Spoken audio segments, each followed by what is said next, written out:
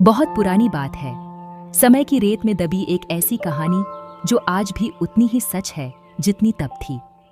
यह कहानी है बेबीलोन की, दुनिया का सबसे महान और खूबसूरत शहर, जहां सोने के महल आसमान छूते थे और जहां की हवाओं में भी ताकत की खुशबू थी। इस महान साम्राज्य पर राजा डेरियस का राज्य था।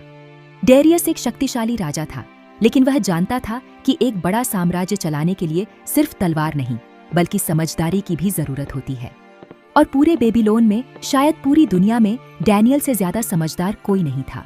डैनियल, वह अपने देश से बहुत दूर था, लेकिन उसका दिल हमेशा अपने ईश्वर के करीब रहता था। उसकी ईमानदारी और वफादारी ने राजा का दिल जीत लिया था। राजा डेरियस डैनियल पर अपनी जान से भी ज्यादा भरोसा करते थे। जल्द ही राजा ने फैसला किया कि वह डैनियल को पूरे साम्राज्य का सबसे बड़ा अधिकारी बना देंगे। डैनियल की यह कामयाबी, उसका यह नूर पूरे महल को रोशन कर रहा था। लेकिन जैसा कि अक्सर होता है, जहां रोशनी सबसे ज्यादा होती है, वहीं परछाइयां भी सबसे गहरी होती हैं। महल के अंधेरे कोनों में ईर्ष्या जन्म ले रही थी। बाकी अधिकारी डैनियल से नफरत करते थे, इसलिए नहीं कि उसने कुछ गलत किया था, बल्कि इसलिए कि वह बहुत अच्छा था। उसकी ईमानदारी उनकी बेईमानी को उजागर करती थी। उसकी वफादारी उनकी साजिशों के आड़े आती थी। ये बूढ़ा डैनियल, अगर राजा ने इसे प्रमुख बना दिया तो हमारा खेल खत्म हो जाएगा। हमें इसे रास्ते से हटाना होगा। लेकिन कैसे? हमने उसकी हर फाइल चेक की, हर हिसाब देखा, उसमें कोई कमी नहीं है, कोई भ्रष्टाचार नहीं है।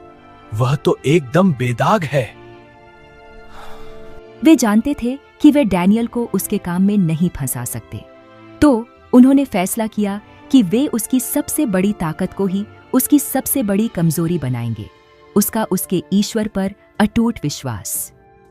वे एक जहरीली योजना के साथ राजा के पास पहुंचे। उन्होंने राजा के अहंकार को हवा दी। महाराज, आप महान हैं। आप जैसा कोई नहीं। हमने सोचा है कि आपकी महानता का जश्न मनाने के लिए एक नया कानून बनाया जाए। कानून यह था, अगले 30 दिनों तक कोई भी व्यक्ति राजा डेरियस को छोड़कर किसी भी और देवता या इंसान से प्रार्थना नहीं करेगा। जो कोई भी इस नियम को तोड़ेगा, उसे शेरों की मांद में फेंक दिया जाएगा। डैनियल ने नया कानून पढ़ा। वह जानता था कि इसका मतलब क्या है। वह जानता था कि यह जाल सिर्फ उसके लिए बिछाया गया है। डैनियल के पास एक विकल्प था। वह अपनी जान बचाने के लिए अपने विश्वास को छिपा सकता था, लेकिन सच्चा विश्वास कभी छिपता नहीं है। वह डरा नहीं। उसने वही किया जो वह हमेशा करता था। दिन में 3 बार अपनी आदत के अनुसार डैनियल अपने घुटनों पर बैठा और अपने ईश्वर को धन्यवाद दिया। उसने राजा के कानून के आगे झुकने से इनकार कर दिया, क्योंकि वह एक उच्च शक्ति के आगे झुका हुआ था।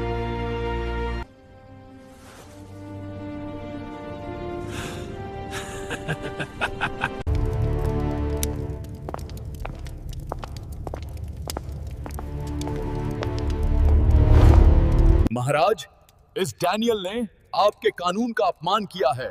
हमने इसे अपने ईश्वर से प्रार्थना करते हुए पकड़ा है। राजा का दिल टूट गया। उसे एहसास हुआ कि उसके अपने अहंकार ने उसके सबसे वफादार दोस्त को मौत के मुंह में धकेल दिया है। बेबीलोन का कानून बदला नहीं जा सकता था। राजा होकर भी वह उस दिन मजबूर था। उसने डैनियल को बचाने की हर मुमकिन कोशिश की। सूरज ढलने तक वह वकीलों से बहस करता रहा, लेकिन कोई रास्ता नहीं निकला। सूरज डूब गया और उसके साथ ही राजा की आखिरी उम्मीद भी। डैनियल को शेरों की मांद के मुहाने पर लाया गया। डैनियल, तुम्हारा ईश्वर, जिसकी तुम इतनी निष्ठा से सेवा करते हो, वो तुम्हें बचाए।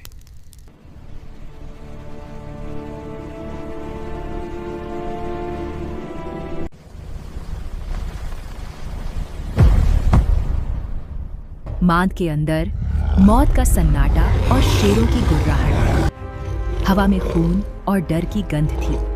वे भूखे जानवर अपने शिकार की तरफ बढ़ रहे थे।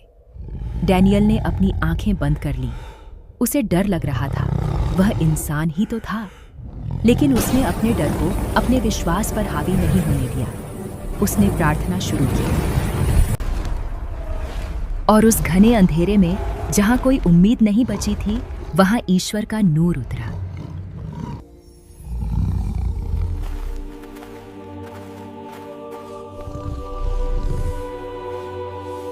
ईश्वर ने अपना दूत भेजा और उसने शेरों के मुंह बंद कर दिए। जो जगह मौत का कुआं बनने वाली थी वह शांति का मंदिर बन गई। उस रात डैनियल शेरों के बीच ऐसे सोया जैसे वह दुनिया की सबसे सुरक्षित जगह पर हो।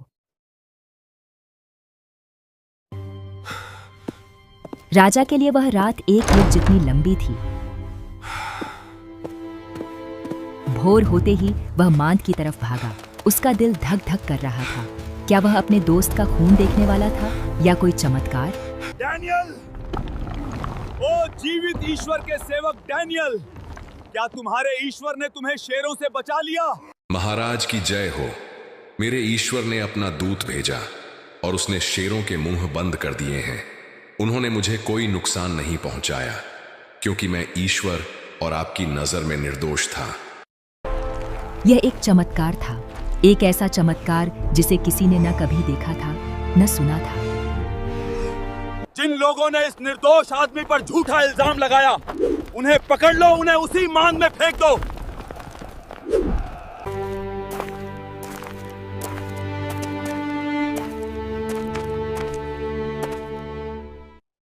उस दिन राजा डेरियस ने एक नया आदेश जारी किया। उसने पूरे साम्राज्य में घोषणा करवाई कि हर कोई डैनियल के ईश्वर का सम्मान करे क्योंकि वही सच्चा और जीवित ईश्वर है। डैनियल की कहानी हमें सिखाती है कि जब दुनिया हमारे खिलाफ खड़ी हो तब भी हमें सही का साथ नहीं छोड़ना चाहिए। परिस्थितियां चाहे कितनी भी अंधेरी क्यों न हो, चाहे हम शेरों की मांद में ही क्यों न घिरे हों, अगर हमारा विश्वास सच्चा है तो कोई न कोई दूत हमें बचाने जरूर आता है। आपकी ताकत आपकी मांसपेशियों में नहीं, आपके भरोसे में है।